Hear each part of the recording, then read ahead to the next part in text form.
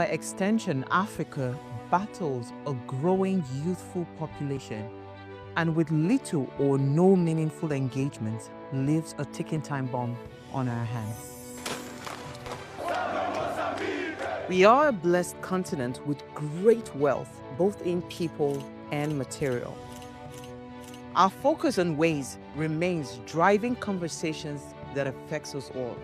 Topics in the news, social concerns, politics, leadership, governance, empowerment, resource management, conflict management, finance, SME sustainability, technological innovation, food security, health, education, brain drain, our well-being, citizenship, and much more.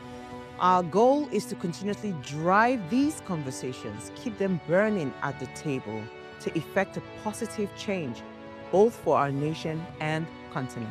Ways, what are you saying, has a secret ingredient that completes the conversation every single episode, and that ingredient is you. Our past conversations are yesterday. To shape our tomorrow, we must keep talking. So, I want to hear conversations Mondays through all have our say. Nigeria, Africa's largest economy, has been grappling with a myriad of economic challenges in recent years, including a significant decline in oil prices, a major source of revenue for the country. Now, in a bid to revitalize its economy, the Nigerian government has sought financial assistance from international organizations, including the World Bank. The World Bank has offered Nigeria a substantial loan to support its economic development effort. However, these loans have sparked intense debate amongst economists, policymakers, and the general public. Some are arguing that it is a necessary boost to stimulate economic growth, and while others see it as a potential trap that could exacerbate the country's financial burden and undermine its economic sovereignty. Well, it's another episode on your favorite prime time show, The Ways. My name remains Mercy Bopo, and today we're going to be discussing the World Bank's loan. Is it a boost for the Nigerian economy or a debt trap? Our guest will be joining us today, Bamidele Ayemibo. He's a lead consultant of the 3T Impex Consulting. Don't forget that Ways is all about you. You are the why in the way, so be part of the conversation every single day and add your voice to the conversation. Now head straight to our YouTube channel at Official Upgrade TV. Hit the subscribe button, share, like, and invite your friends now to join this conversation. It promises to be amazing. And also, when I open up the phone lines, I would really love to hear what you have to say on this topic. And always, don't forget to ponder on my quote for today. The more Africa depends on loans, the less control it has over its own destiny. Now, this is by Thomas Sankara. We'll take a quick break now, and of course, when we return, we'll continue with the show. Please stay with us.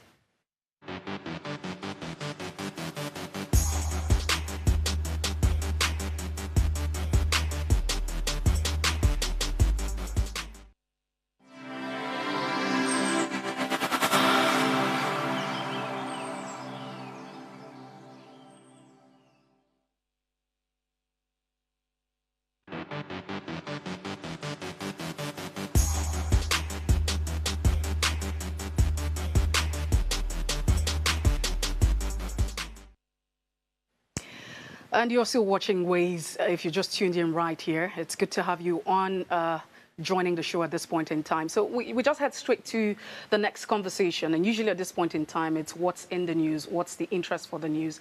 And nothing more than the traffic that cost, the traffic yesterday. So if you live in Lagos, I'm sure that you literally would have experienced the traffic in one way or the other. So there's a huge traffic that it was caused by repairs and the closure of the Independence Bridge. Yesterday, Lagosians endured hours of frustration. They were caught up in traffic. I mean, I cannot explain it. It is really traumatizing. It even got to a point where kids also involved. Now, the closure of the Independence Bridge was done by the federal government in collaboration with the state government, that of Lagos State, and commuters experienced serious delays. Those of them who were, trying to get to the office and trying to get to school, trying to get to their businesses. It was just a terrible experience for a lot of Lagosians. Now, despite the fact that there were alternative roads, these alternative routes were also overwhelmed by sheer volume of vehicles.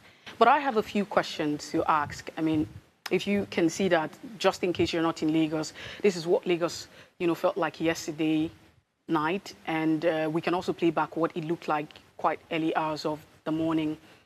But like I said earlier on, I have a few questions to raise, and just to, maybe you have answers to these questions, because I don't have the answers, and maybe, someone can actually help us understand what we're really going through, what really happened yesterday, and what's really happening, and what will continue to happen for the remaining part, of the month of April. Can't Lagos State, afford such heavy traffic and disruption? Is the government considering a daily struggles for commuters during this closure? Why aren't the alternative routes more effective in easing the traffic? What is being done to reduce the economic impact of this traffic that Lagosians are experiencing? Could the repair work have been done in phases to minimize the disruption? I mean, is there a way? How sustainable is this repair plan for the city, especially that is struggling with, congestion and all of that? I mean, these are some of the questions that are begging for answers, because it's one thing to say we contest for elections, we campaign to get votes, but it's also another thing when you get elected, the business of governance. And one would have thought that, because we've heard the governor on live television saying that these entire repair construction work had started like 3 years ago. And so if it took 3 years for the federal government and the state government to think about this repair work or construction or whatever it is that you call it, this is the best that we could come up with, because you will want to think that the Ministry of Orientation, even at the federal level, knowing that Lagos is a mega city, would have actually engaged in level of creating awareness, a lot of awareness, because a lot of people will come to Lagos, from outside of Lagos, from outside of the country, from within the country, for businesses, and to know how some of them would actually avoid some of these roads and the bridge, as it were. So one would think that there would have been a lot of awareness that would have been created, but it didn't look like the case. So anyways, that's on the one hand. And then there's also another story where I quickly have to, I think that I don't have the correct script right here, so I'll just quickly run back to, make reference to my script, where the governor had said that there's going to be plan to, he literally apologized, so I'm just going to go to that one now.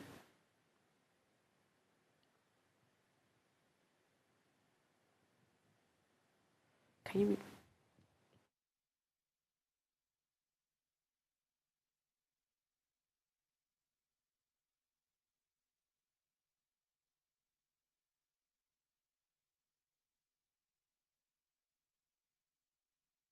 The appropriate is really to first tender,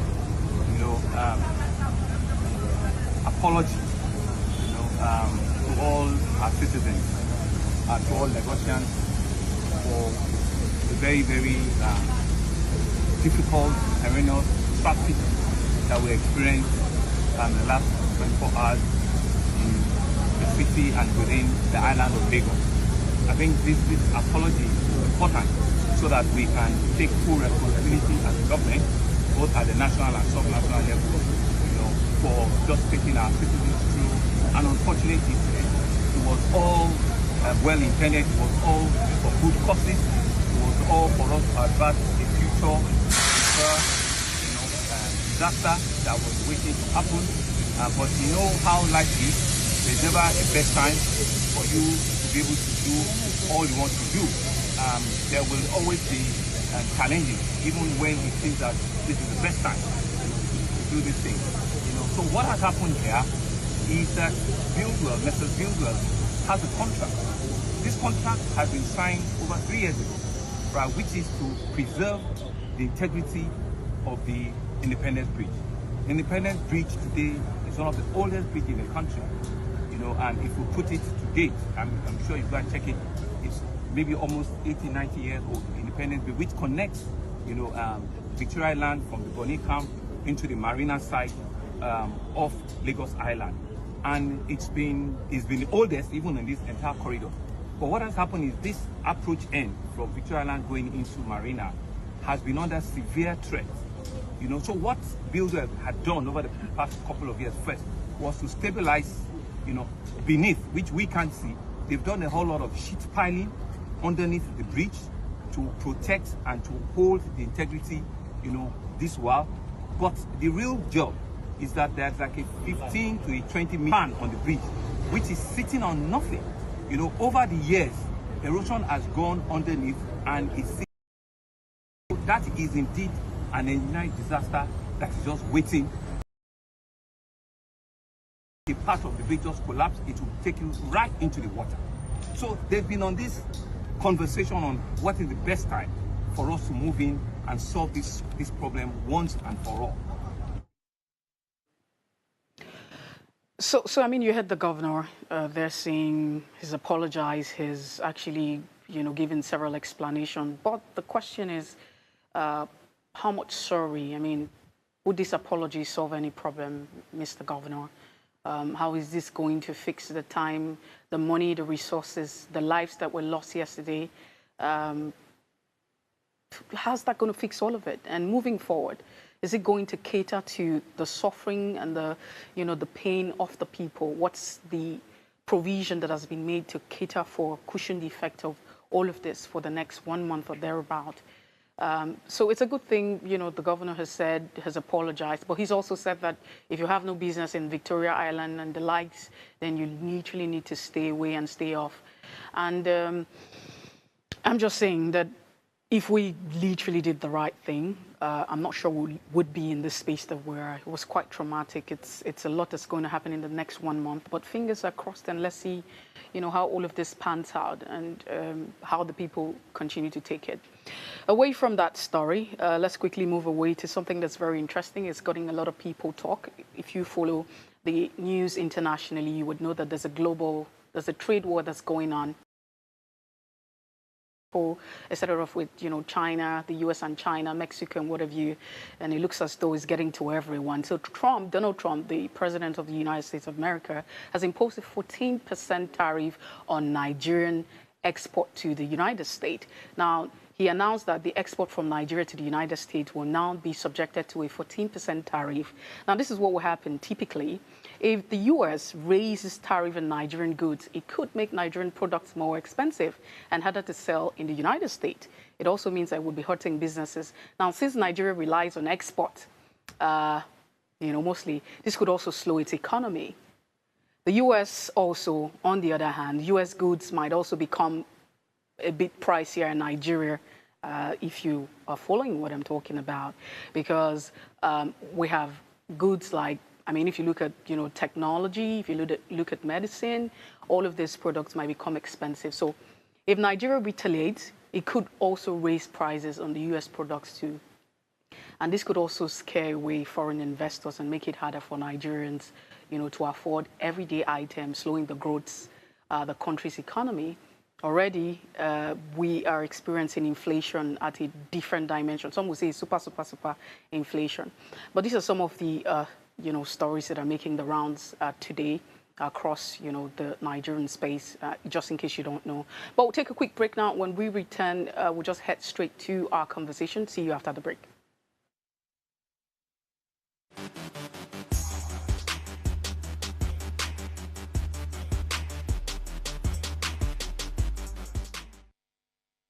Hey guys, it's Oluchi for Raise Break. Nigeria, by extension Africa, battles a growing youthful population, and with little or no meaningful engagement, leaves a ticking time bomb on our hands. We are a blessed continent with great wealth, both in people and material. Our focus on ways remains driving conversations that affects us all. Topics in the news, social concerns, politics, leadership, governance, empowerment, resource management, conflict management, finance, SME sustainability, technological innovation, food security, health, education, brain drain, our well-being, citizenship, and much more. Our goal is to continuously drive these conversations, keep them burning at the table to effect a positive change, both for our nation and continent. Ways, what are you saying, has a secret ingredient that completes the conversation every single episode, and that ingredient is you. Our past conversations shaped our yesterday. To shape our tomorrow, we must keep talking. So, I want to hear you. Be a part of our live conversations Mondays through Fridays. And let's all have our say. Tell us you're a Nigerian without saying a word. Energy security is one of the most pressing issues for many developing countries like Nigeria. And if there's going to be any meaningful progress, addressing our energy issues is non-negotiable. I need to see light from my house. Make them do something. Band A is expensive. I literally have to turn off all my appliances just to reduce costs. We need light. Introducing the Energy Outlook, your go-to show for everything energy. Every week, we will bring you the latest insights, innovation of Nigeria energy sector. From policy discussions to regulatory insights, we will analyze the key decisions influencing growth and sustainability in the energy sector. We'll bring you the human stories behind the headlines, giving you a personal perspective on the broader energy challenges. Join me every Friday at 6 p.m. for the Energy Outlook, your guide to the future of energy, where energy means business.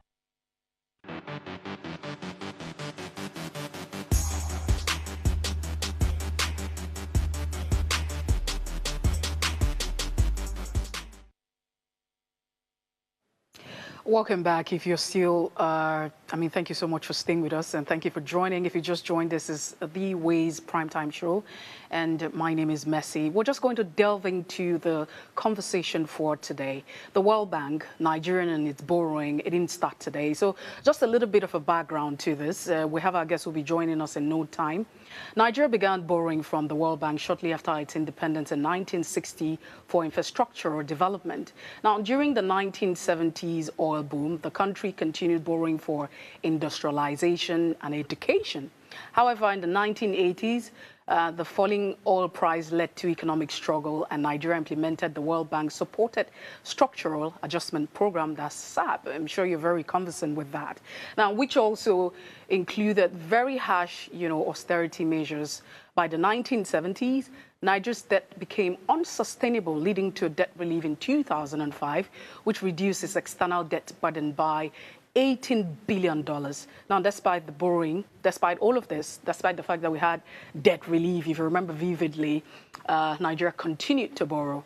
Now, as of 2025, Nigeria's total public debt is projected at 187.8 trillion naira. That's about $142 billion, with about 15.81 trillion allocated for debt servicing. Now, since May 2023, President Tinubu's administration has secured a $6.45 billion in the World Bank loans, including a $1.57 billion for development projects. The World Bank has also approved a $24.008 billion for Nigeria over the past 5 years. While these loans support crucial and critical infrastructural development, there's also concerns over Nigeria's debt profile and long-term sustainability. And so today, the World Bank has also said, not necessarily today, but I'm just saying, just of recent this week, the World Bank has said to approve additional $632 million for projects in nutrition and education. And now, joining me to unpack all of this, the World Bank, is it a boost for the Nigerian economy or trap? I mean, if you look at the cycle from 1960 up until now, is our guest Bamidele Ayemibo. He's a lead consultant of the 3T Impex Consulting. Thank you so much, Ayemibo, for joining us. Thank you so much. Good evening. Thank you for having me. All right. Thank you so much once again. Let's get straight to it. I'd like to ask you again, we have decided to take it another one from the Bretton Woods Institution. Can you hear me, please? Bamidele, can you hear me? Yes, I can hear you. All right. So we have decided to take it again, another one from the Bretton Woods Institution, 632 million for projects in nutrition and education. Do you think that we need it? Do we really need it?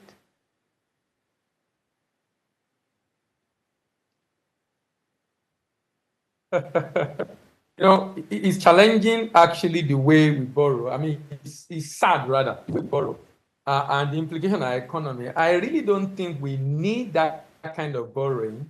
I think the government can generate creative way of raising money within the economy, which we've neglected for so long, and I'll be talking about some of them in the course of this conversation. I think it's a trap, and the reason is because most of the time the people taking the loan are not the one that will pay it back. They take it and they leave, and then will come back and pay back that loan.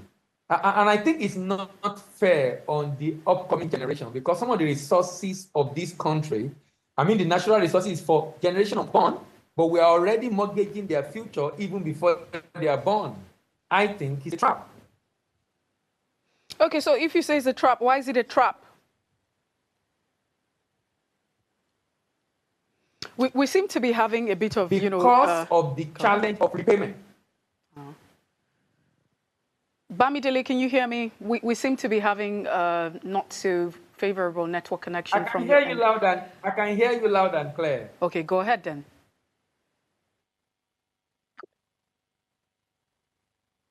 Yes. So I said I think it's a trap. And I think it's a trap because of the repayment. Because the ratio is recommended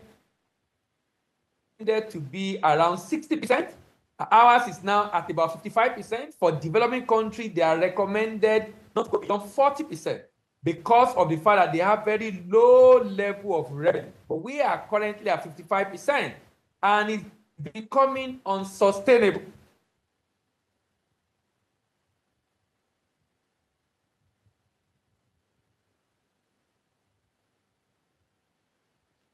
Okay, are you still there? I'm not sure. Can you hear me? Yes, I can hear you. So we seem to be having some sort of delay. Yes. And just go ahead. I can hear you quickly. I can hear you. So go ahead with your thoughts. Yes, like I was saying, that it's becoming unsustainable, and it's becoming unsustainable because the debt-to-GDP ratio is now at about 55%, and we are supposed to not go beyond 60% recommendation. But we're already at 55% based on the current borrowing.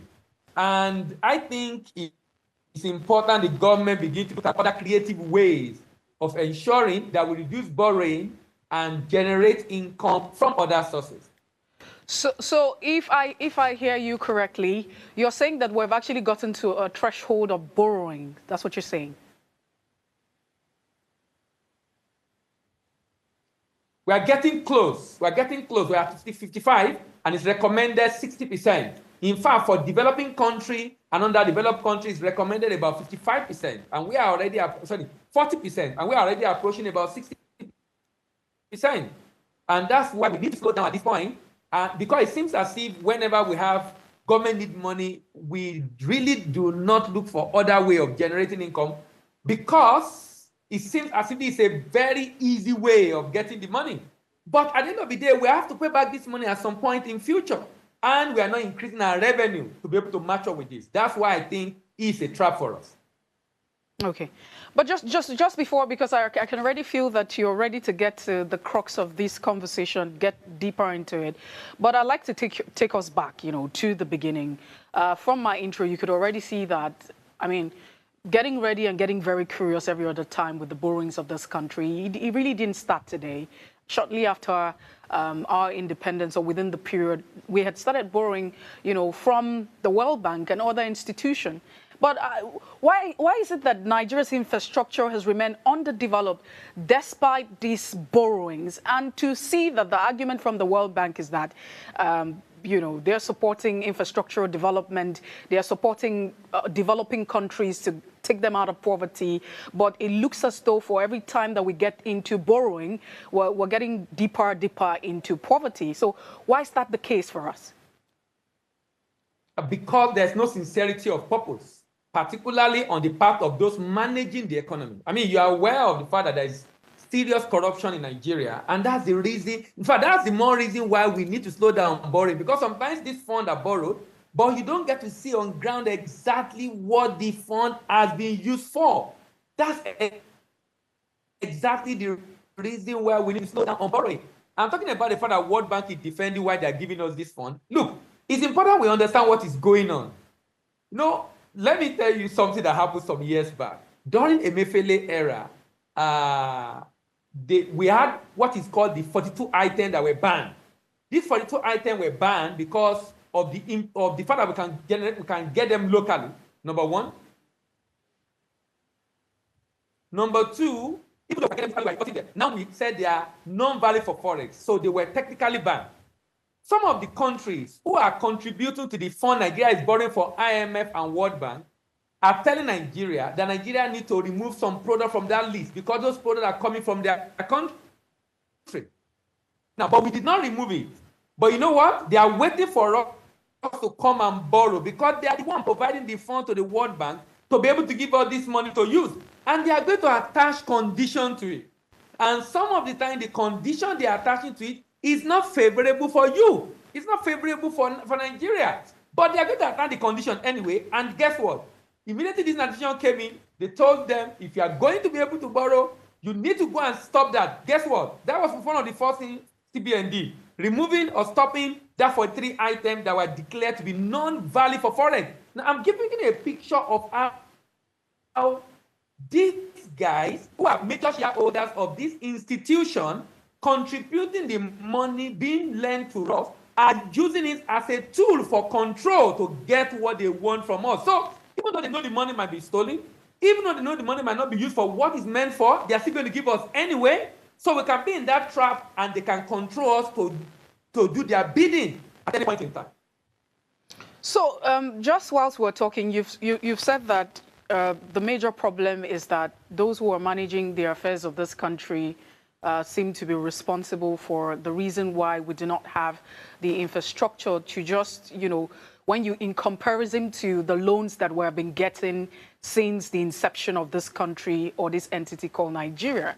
But I'd like to ask you, do you think that those who are managing the affairs of this country do not understand the dynamics or understand the implication of borrowing from the World Bank? Do you think it's a problem of ignorance? What exactly do you think that we're faced with here? Do they understand these things? Do they know exactly what they're getting into? Do they know that there can be an alternative, just like you have mentioned?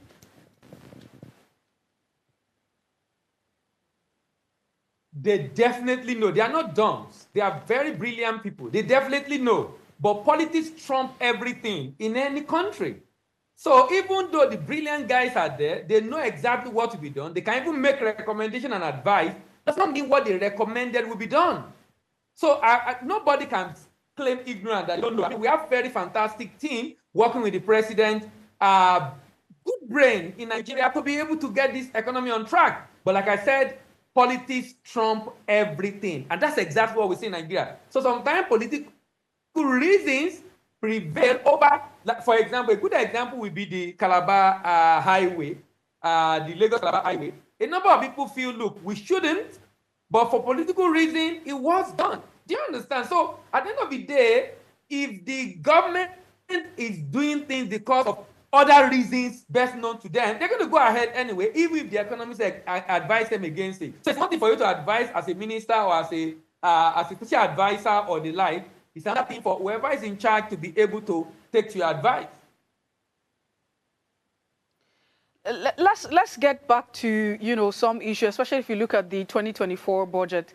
At the time, out of 226.01 trillion naira, 8.25 trillion was allocated for debt servicing, surpassing the allocation for key sectors.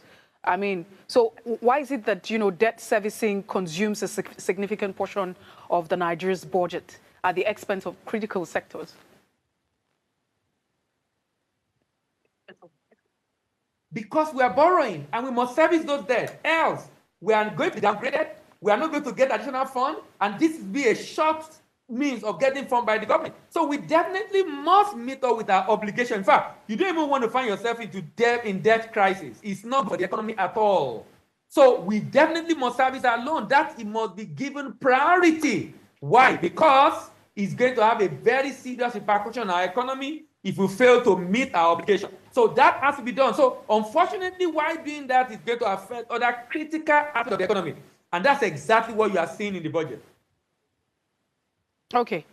So, but at this point in time, some people have argued that there's literally nothing wrong in borrowing because we have also seen countries of the world borrowing. We've seen Singapore. We've seen, I mean, lots of these countries, they have borrowed. And the argument is that there's literally nothing wrong in borrowing. And once upon a time, between the period of 2005, it looks as though we were managing our finances and our borrowing very well. Where did you think that we missed the mark? Truth be told, there's nothing wrong with borrowing. It's what you do with the money that is the problem.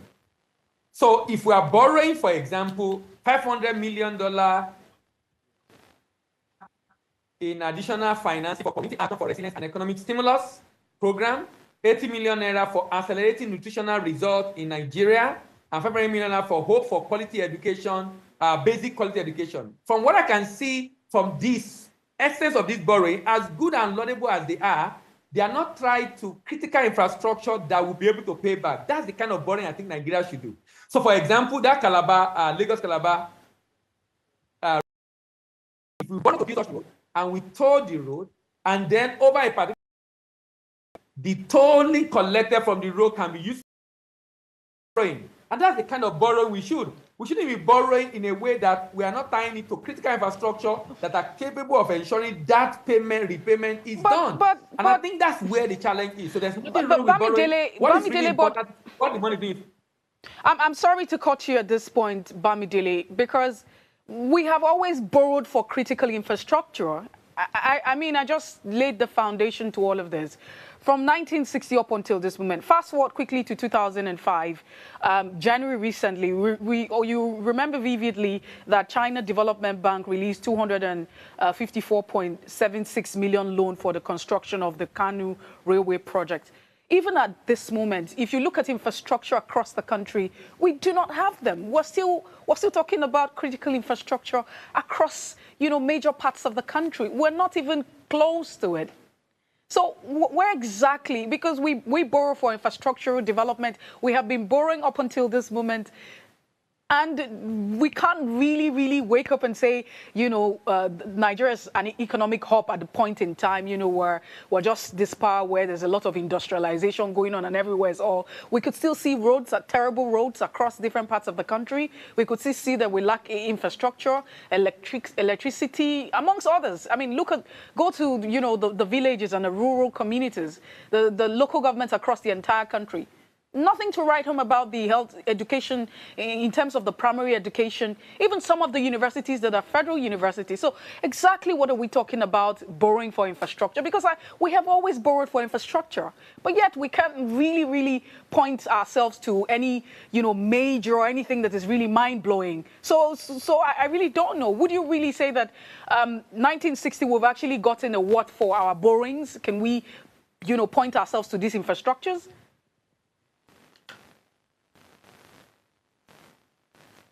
Now, you're right. You ask a question, what is wrong with borrowing? And I said, nothing is wrong with borrowing, that if we are borrowing for infrastructure. But what you are saying is also correct, the fact that those money are borrowed, but the money are embezzled, basically. People borrow money and embezzle the money, and you can't see exactly what the money is being used for. That is where the problem is. So I'm trying to answer your question, the fact that there's nothing wrong with borrowing. The challenge of Nigeria borrowing is the fact that we don't get to use the money for exactly what it is meant for. That is where the problem is. So you're very correct, the fact that we can't see much on ground, even though we've been borrowing for critical infrastructure. But generally, there's nothing wrong with borrowing. But in Nigeria, there seems to be something wrong with borrowing, because when we borrow, the money is not being used for exactly what it's supposed to be used for. So I think what the government should be looking at is, how then do we raise money or make money? Those are the sort of things we'll probably talk about later on. Because I think the government should be looking at rather than borrowing. Okay. I think that we would definitely... Yes. So let's quickly take a break now. When we come back, we would actually, head straight to the next part of this conversation. Of course, we'll be talking about what can the government do. In this first phase, Bamidele has said that there's nothing wrong with borrowing. He's also agreed that, our borrowings have actually not yielded any result, however. And we'll just come back from this break and we'll continue the conversation. Please stay with us.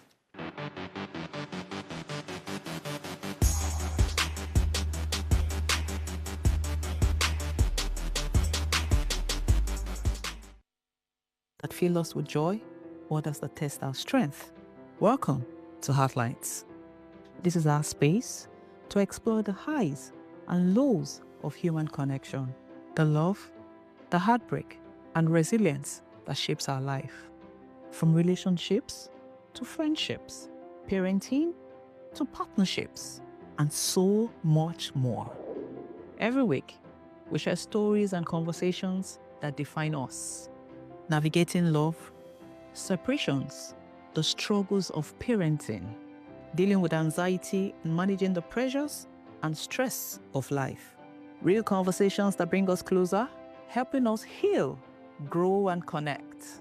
So join me Mondays through Fridays at 10 p.m. for Heartlines, the show where we connect hearts at a time.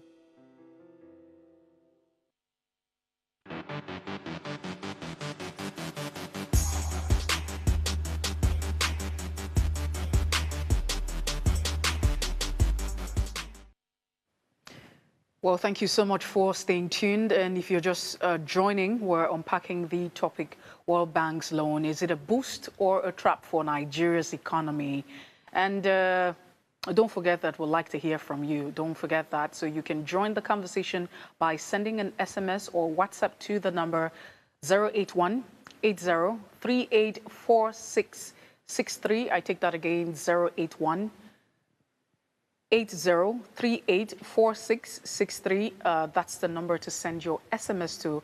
The lines are also open, so please do not forget to call the number 070-250-07749 and 0701-424-24 Let's hear what you have to say about, this conversation. Do you think that the World Bank's borrowing has been a boost for the Nigerian economy, simply put, or you think that it is actually a trap and it has kept us in the circle of being underdeveloped and keeping us, maybe poor, if you like to say. That's it. Right, we still have Bamidele, who's a guest who joined us. Bamidele, thank you so much for joining us once again. Now, before that break, we're talking about what the government can do. I remember as we started off the conversation, you said for this new batch of borrowing that we don't need it. And it looks as though it's an easy way. It's like easy money. Just go get it. It's somewhere there. And you don't care about the implications. And you're saying that it's not that they don't know that there are implications for all of this, but it's just that it's just easy thing to do. But what is the difficult thing to do? Let's talk about it. The difficult things to do is doing the work to get ready. That discussion in the public domain regarding what the government can do in oil and gas, regarding what the government can do in maritime to be able to generate more income in trillions of naira. But I will focus tonight on trade. On trade. There's a part, Nigeria is blessed. What we've not done is to be able to harness the potential the country have to be able to generate income. So, for example, Nigeria have a number of commodities that we currently export with serious demand abroad, and Nigeria can leverage on its relationship with different countries who are buying this in large quantity to do business with them. So, and I use this very simple example that I believe that we can do like 2 times a year, probably more because it's an arable crop. So let's say, for example, Nigeria have good relationship with China. And I'll talk one example in solid minerals, another example in agri-commodity, and I will tie them to trade, international trade.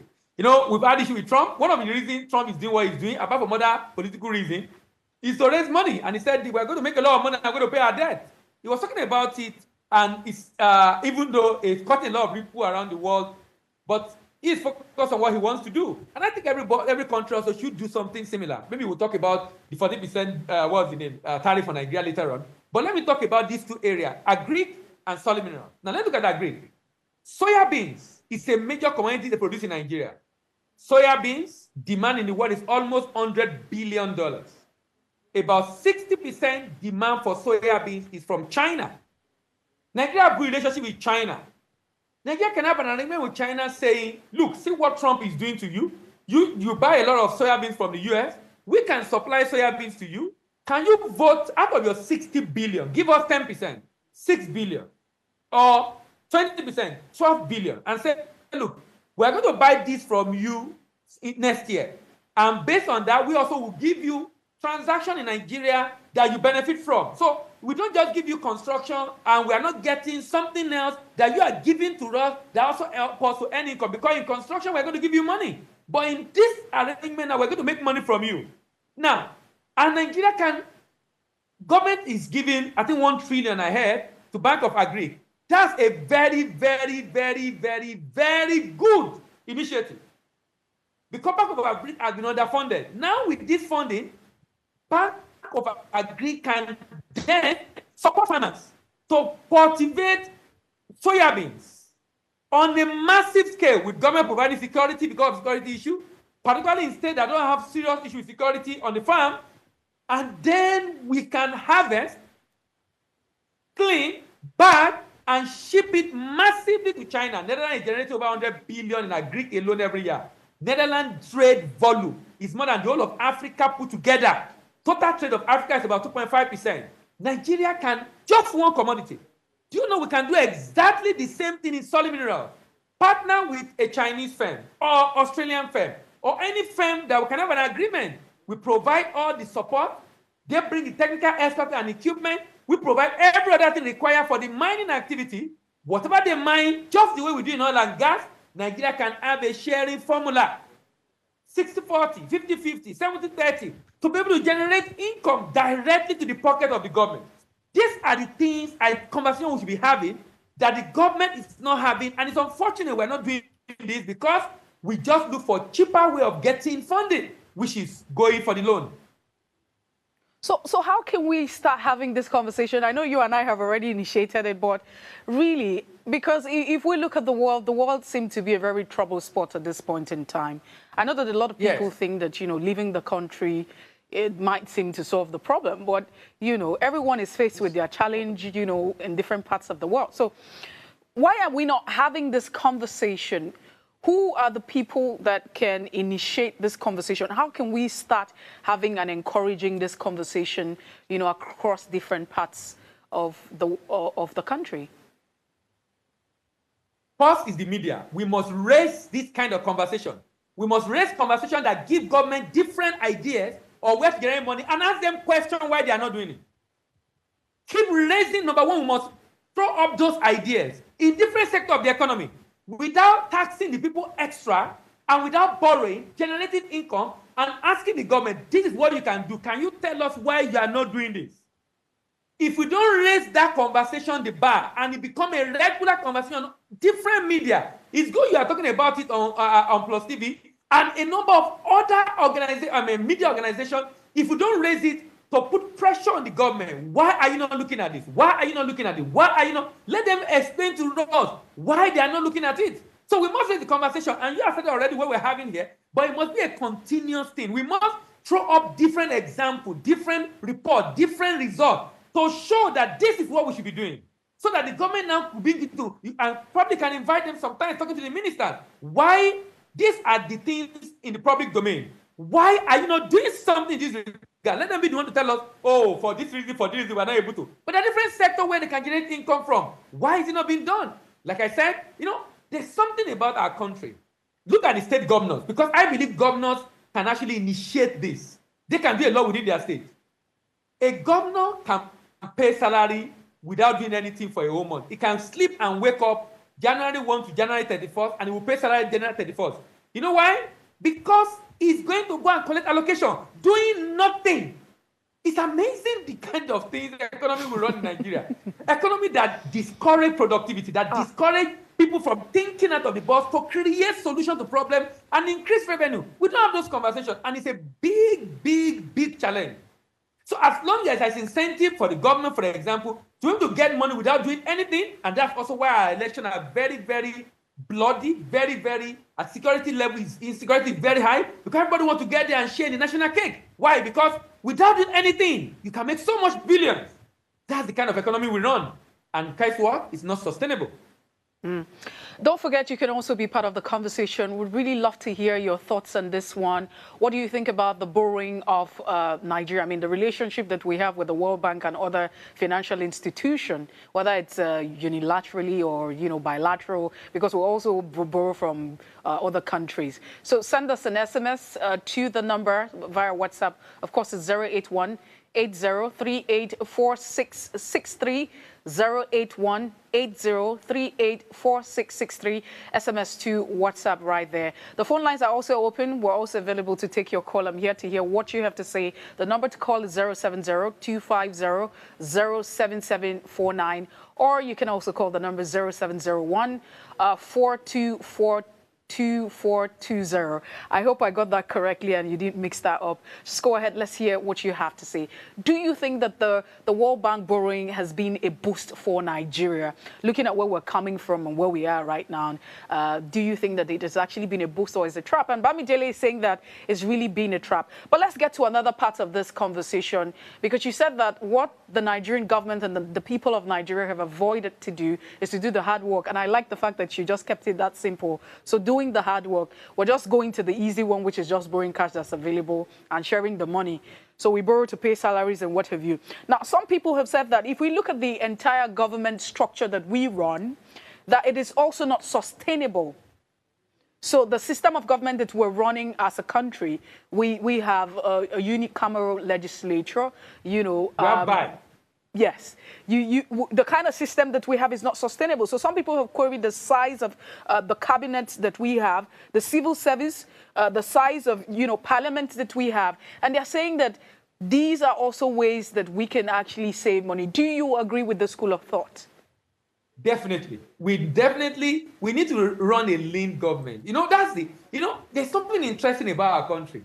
We don't have money. We are borrowing, but we spend like we have all the money. It's amazing. We don't have enough money.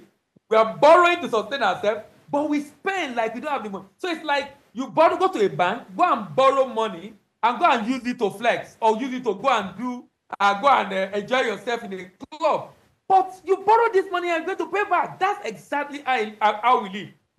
People have advocated for a unilateral National Assembly. I think that is extremely necessary in our country. People have advocated for reducing the size of government in Nigeria. That's extremely necessary in the country. But I mean, like I said, people have also talked about the VP residents that were considered with over 20 billion, and he has not moved in. Bamidele, we do have... just hold that thought there for a bit. We have a caller who's joining us from Ilorin.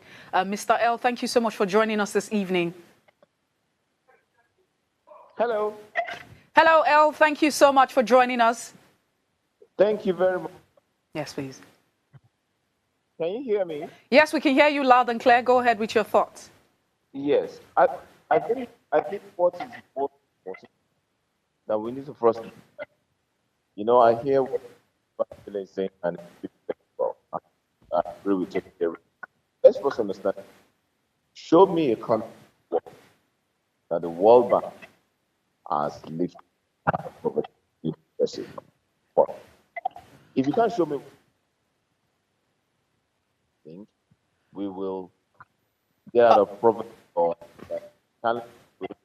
How? If you can show me a country that's progressive.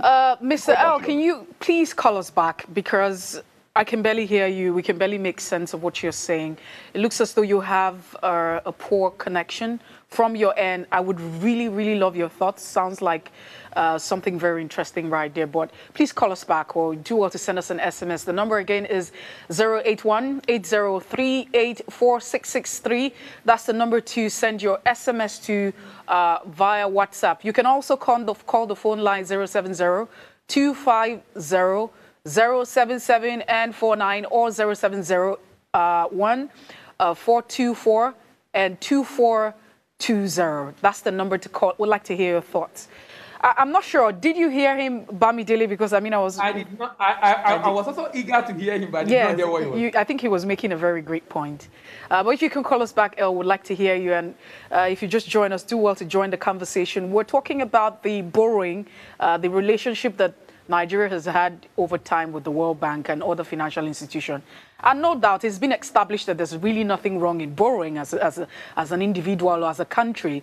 But the big question you ask is, what are you borrowing for? What's the purpose of borrowing? Are you borrowing to throw a party? So if as an individual you borrow to throw a party, I remember once upon a time a lecturer of mine it was my first year in the university, and the first question he asked was, he asked me what is an Owambe government, and I couldn't really understand what he meant by that, because, you know, when you hear the word Owambe. Okay, so we have another caller. Loma is here. Loma, thank you so much for joining us. Go ahead with your thought. Good evening, Loma. Good evening, my dear sister. Yes, please. I have not been joining you for some days now. Oh, okay. Please, I want to ask one question. Managers of Nigerian economy, does it mean that these people doesn't know what they are doing, that makes them to go on, that makes them to want to borrow from World Bank? It's comfortable. The managers of Nigerian economy will depend on World Bank to give us loans. We have oil that will serve us. We have crude. Oh, God of mercy.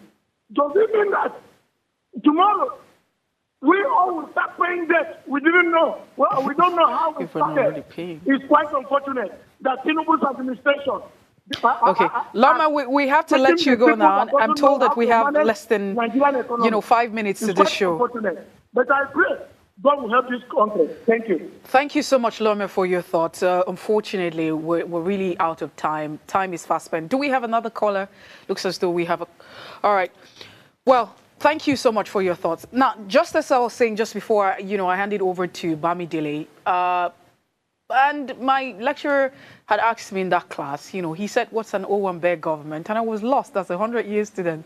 I'm like, what is this professor all about? So I started thinking in my mind, Owambe is like a party government. What does he mean? I couldn't really answer the question. But of course, it makes sense to me now in 2025 and beyond 2025, what an Owambe government is, that if you really look at it, like we've been trying to say that there's nothing that is wrong in borrowing, and that's what Bamidele has said. Nothing is wrong in borrowing, but what do you borrow for? Now, the reason that you borrow for, so if you borrow for infrastructural development, if you say you're borrowing for hospitals, you're borrowing for a certain project, do you follow through with the reason why you borrowed it? Or do you squander it? Do you use it for another reason? Is there any sort of accountability? But just before we go, what are your final thoughts? What would you say if you had the opportunity to speak to the managers of this country? What would be your words now? We need a bill. We need a bill, a National Assembly bill, that set up a stakeholder committee of Nigerians from different zones that will see to the administration of borrowing for Nigeria. It shouldn't just be National Assembly.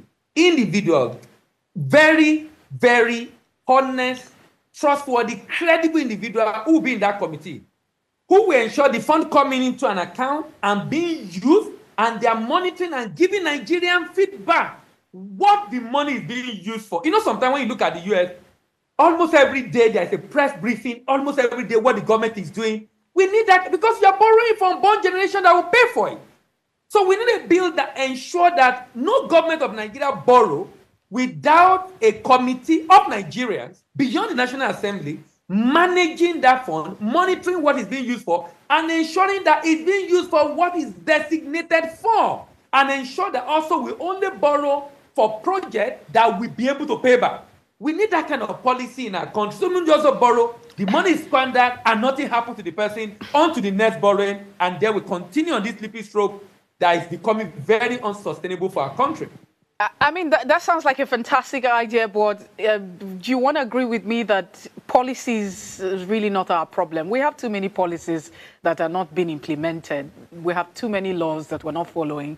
I'm sure that if we follow through with what it was, we probably won't be here and talking about all of this. But we'll continue the conversation now, always, every other time. Thank you so much, Bamidele, for being part of the conversation this evening. I do appreciate you, and we look forward to having more of you in the nearest future.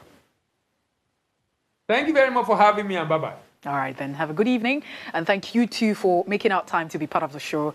It's been an amazing conversation, 8 o'clock up until this moment. We'll definitely do this tomorrow. And so please do well to subscribe to our YouTube channel. If you've already not done that, it's at Official Upgrade TV. You can also interact with us further. Drop a comment. Most importantly, follow us on all our social media platforms and engage with us. Remember to share, like, and comment, and invite your friends and family to watch and follow us as well. Now, in case you missed our quote for today, the more Africa depends on loans, the less control it has over its own destiny. And this is by Thomas Sankara. I'll see you tomorrow, 8 o'clock. Enjoy the rest of your evening.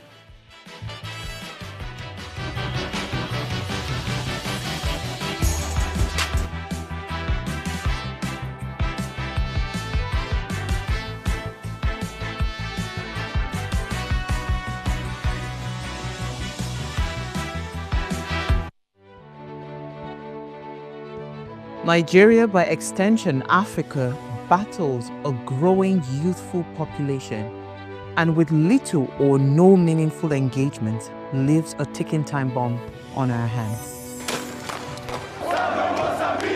We are a blessed continent with great wealth, both in people and material. Our focus on ways remains driving conversations that affects us all.